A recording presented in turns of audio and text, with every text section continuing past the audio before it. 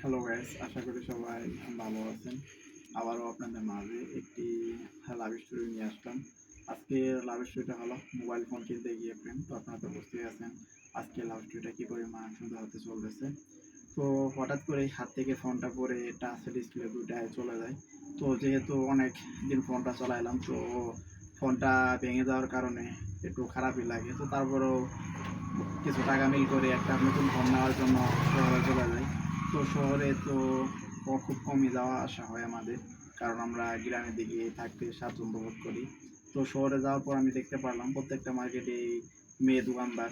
তো ভালো একটা মোবাইল ফোনের দোকানে চলে যাই, গিয়ে আমরা অনেকগুলো ফোন দেখি। তো সেগুলা ফোনের ভিতর থেকে একটি ফোন আমরা পছন্দ করি, যেহেতু আমরা ৩ জন গেছিলাম, আরও ২ জন বন্ধু গেছিল সাথে। তো ফোনটা অনেক সুন্দর একটা ফোন ছিল।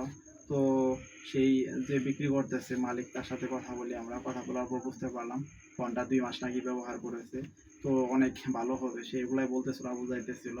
তো ফোনটা আমরা অনেকক্ষণ দেখাদেখি করার পর আমরা নিয়ে যখন বের হয়ে আসবো, তো তখন সে ডাক দেওয়ার পর বলে যে কার্ডটা নিয়ে যান। তো যদি এরপরে কোনো কিছু লাগে অবশ্যই বলবেন। তো বুঝতে পারলাম না সে হঠাৎ করে পিছন থেকে ডাক দিয়ে কার্ড দিল কেন। তো কি আর করার, কার্ডটা নিয়ে পকেটে রেখে দিই। তো রাতে যখন ঘুমানোর জন্য যাব, তো হঠাৎ করে সেই কার্ডের কথা মনে পড়লো, আর সাথে সাথে সেই কার্ডের নাম্বারে আমি ফোন দেই। ফোন দেওয়ার পর পরিচয় দিই। তো পরিচয় দেওয়ার সাথে সাথে অপাশ থেকে সে বলতেছে যে এখন বুঝি ফোন দেওয়ার টাইম হলো। তো বুঝতে পারলাম না কথাটা। তো তারপরেও একটু বুঝাই নিলাম। নেওয়ার পরে আমি বললাম যে একটু ব্যস্ত ছিলাম তো সারাদিন, তো তার কারণে ওরকমভাবে হয়তো কথা বলতে পারি নাই। তো এরপর থেকে ঠিক টাইমে ফোন দিব, ঠিকভাবে কথাবার্তা বলবো।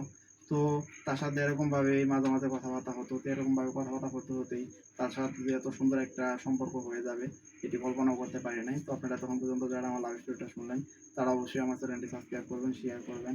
আবারও দেখা হচ্ছে আপনাদের মাঝে পরবর্তী কোনো লাভ স্টোরি নিয়ে।